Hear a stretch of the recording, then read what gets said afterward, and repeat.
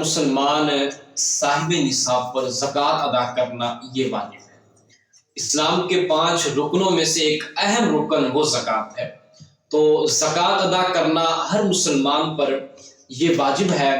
اور جو شخص زکوٰۃ کے واجب ہونے کے باوجود زکوٰۃ ادا نہیں کرتا وہ گناہ گار ہے۔ اب زکوٰۃ فرض کب ہوگی، واجب کب ہوگی؟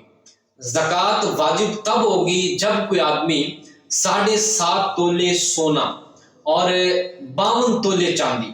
اس کی مثل رقم رکھے، یا اس کے عوض تجارتی سامان رکھے، یا اس کے عوض کوئی جانور رکھے اور اس سے وہ نفع حاصل کرتا ہو، تو اب اس پر زکوٰۃ ادا کرنا یہ واجب ہوگا۔ ہاں، اس کی ایک اور صورت بھی ہے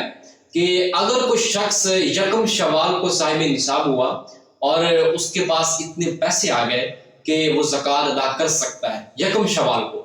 اب یہ نہیں کہ اسی وقت وہ زکوٰۃ ادا کرے گا، ایسا نہیں ہے، بلکہ جب سال گزر جائے گا، دوبارہ شوال المکرم آ جائے گا،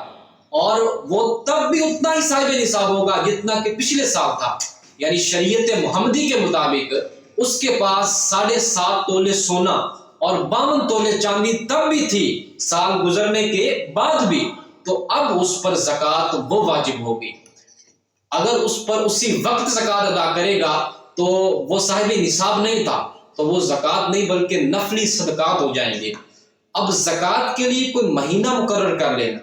کہ آیا میں اسی مہینے ہی زکوٰۃ ادا کروں گا، تو یہ بھی درست ہے۔ شریعت مطہرہ میں ایسی کوئی قید تو نہیں ہے کہ آپ نے رمضان ہی میں زکوٰۃ دینی ہے یا رجب المرجب میں ہی زکوٰۃ دینی ہے، بلکہ آپ جس ماہ میں چاہیں، 12 ماہ ہیں اسلامی مہینوں کے، جس ماہ میں چاہیں آپ کا دل کرے آپ اس ماہ میں زکوٰۃ ادا کر دیں، اس کی کوئی شریعت مطہرہ میں قید نہیں ہے کہ آپ نے فلاں ماہ ہی زکوٰۃ ادا کرنی ہے۔ ہاں، اگر کسی کا سال شوال مکرم میں مکمل ہو رہا ہے اور وہ اس سے پہلے